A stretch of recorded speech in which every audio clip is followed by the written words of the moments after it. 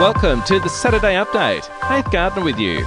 The West Australian border could remain closed until at least February. A target of 90% vaccine coverage has been set in the state for people aged 12 and over to unlock safety measures, but over 250,000 residents are yet to receive one jab. Meantime, the reopening of the Victoria-New South Wales border for fully vaccinated holidaymakers will deliver a much-needed boost for tourism operators from this weekend.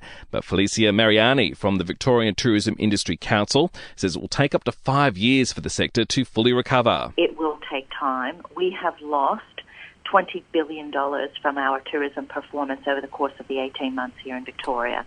That is not something that's going to be recovered overnight. Pathology companies are calling on the federal government to keep paying for COVID tests for at least another 18 months. The $85 a test subsidy ends on December 31. Climate activist Greta Thunberg has told a mass rally in Glasgow the recent climate summit has been a failure. The Swedish teenager had earlier joined thousands of young people for a march through the city, demanding world leaders take immediate action on reducing emissions. They cannot ignore our screams as we reclaim our power. We are tired of their blah, blah, blah. Our leaders are not leading. This is what leadership looks like.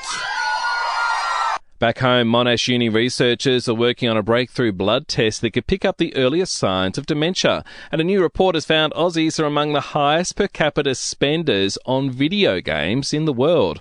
To sport now, Australia will take on the West Indies at the T20 World Cup for a spot in the semis after easily beating Bangladesh by 8 wickets. Our boys could still make the semis on net run rate if they lose. That's if England beat South Africa, but skipper Aaron Finch says they prefer not to rely on other results. As soon as you start hoping other teams win or other teams lose, it just clouds your judgment and your vision. So that's really important that we just go and stick to our guns. At the Paris Tennis Masters, Aussie James Duckworth has lost his quarter-final. And staying on tennis, Australia next takes on Switzerland in the semi-finals of the Billie Jean King Cup after beating Belarus. To entertainment news now, a court has given Johnny Depp access to ex-wife Amber Heard's phone, which he hopes will prove she faked injuries he allegedly gave her. Gal Gadot will soon take on a different role from superhero Wonder Woman. She's been cast as the evil queen in Disney's upcoming Snow White remake. The 36-year-old actress was asked about the project. There's so much that I cannot share with you. The take on this story is so different and delightful and full of joy, and I'm very, very excited. I wish I could share more. And speaking of Disney Channel, a trailer for the network's original movie, Christmas Again, has dropped. And we'll see you tomorrow morning for another episode of The Update.